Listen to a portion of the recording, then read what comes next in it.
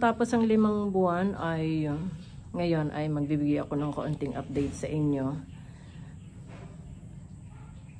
Yung naging journey ko dito sa pag-aalaga ng succulents ay hindi naman naging madali. Noong una ay gusto ko lang mag-collect ng ilang piraso.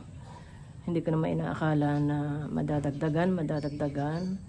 So kaya yan, dumami sila ng ganito.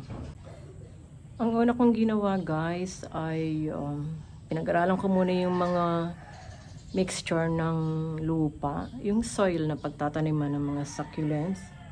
Kasi doon tayo magsisimula. Marami rin akong experiment na ginawa hanggang sa paunti-unti ay natutunan ko. Depende naman yan sa inyo kung ano ang hiyang ng area nyo. Sa katulad kong nandito sa lowland ay medyo humid. Tapos mas malimit ang ulan. Kailan ba ako nagsimula? Nagsimula ako noong April. Yan, tag-init yun. So, naging maganda yung pagsisimula ko dahil ang tingin ko ay gusto nila ng mainit. Noong summer ay ang pagdidilig ko kada linggo. Tapos okay naman lahat ang resulta. Okay lahat yung succulents ko. Talagang buhay na buhay lahat. Maliban sa ilang piraso na pagkaripat ko after 1 week, ano na siya, nabulok na siya. Yung sinasabi ko na nabulok, sayang nga yun, ang mahal pa naman ang bili ko doon. Ionium. Ionium kasi napakahirap ding alagaan. Hindi sila ganun ka dali na mag-adapt sa ibang lugar. Kaya dalawa agad yung namatay sa aking ionium. Sinubukan ko i-propagate yung dalawang ionium. Pero isang ionium ko talagang bumigay agad. Kahit naputol ko na, nilagay ko sa ibang lupa, ay wala rin, nabulok. Pero meron akong nabuhay na dalawa. Teka, sisilipin natin kung ano yung dalawa kong nabuhay na propagation from ionium. Isa ito sa mga nabuhay ko na ionium. Tapos may isa pa dito. Ito. Ayan. Buhay na buhay siya. Kahit papaano, kahit beginner ako dito sa succulents ay nakabuhay ako. Halos lahat naman nabuhay. Kakunti lang yung aking mga namatay na succulents. Yung iba na i-save ko pa, na i-propagate ko. Kasi observant din kasi ako. Madali mo namang malalaman pag ang succulents ay medyo nagro-rot na or nabublok. So, kailangan talaga i-save mo yon. So, bago ko tapusin ng video guys, ipapakita ko lang muna sa inyo mga nakulik ko. Ayan, meron tayong purple delight.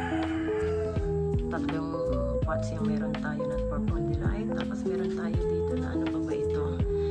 May Murasaki. Meron tayong ito si Murasaki. Dito tayo. Ayan, si Murasaki. Si Superbomb. Tapos meron tayong Chloe. Tarunpi. Ayan. Si Juliana. Lovely Rose, Titubans. Ito maganda ito. Gusto ko rin ito si Dusty Rose. Meron ba tayo dito? Ayan guys. Ayan ang mga nakulit ko. Si Flapjack. Ito ang mga ionium. Napakaganda na nila ngayon guys.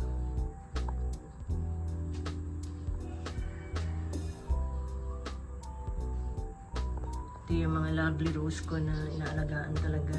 Napakahirap. Pero ayan, bibira ko lang silang diligan. Siguro 3 weeks bago ko ulit sila diligan. Kasi ang dali nilang mamatay.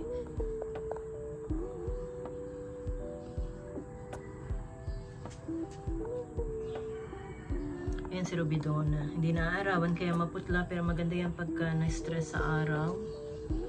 Ito naman si Nevada. Nevada napakaganda rin. Meron din akong burrito steel. Ayan ang ano lang. Ganda na niya. Super large. Tatlo yan. Yung iba, ayan, tumutubo pa lang kasi nag-propagate ako dyan. Pero marami na siyang tubo kung makikita niyo. Ayan, naliligo. Tapos, ito pa isa. Mayroon din tayong jaded. Pink jaded. Ito naman si ano, super balm. Ayan. Na aking na-propagate. Dito naman ay meron akong variegated Tinkerbell, Black Prince, Missing You. Marami tayong Missing You. Isang set kong binili yan, napakarami, siguro mga 6 na piraso. Yan, ang ganyan na silang kalalaki ngayon. Ito naman ay si Koala na trailing na.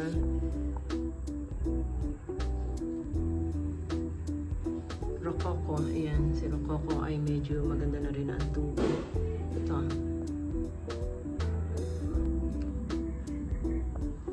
Yung iba guys, andito na lang sa floor kasi nga naparami lang talaga ang bili ko. So wala na akong magawa, andyan na. So lagay muna temporarily sa floor. Murasaki.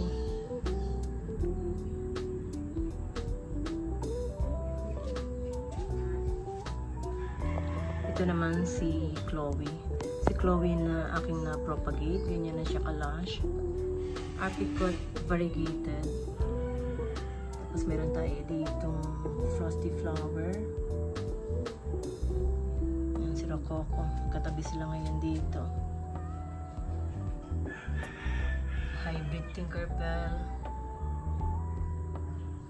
Ganzo. Ayan si Ganzo.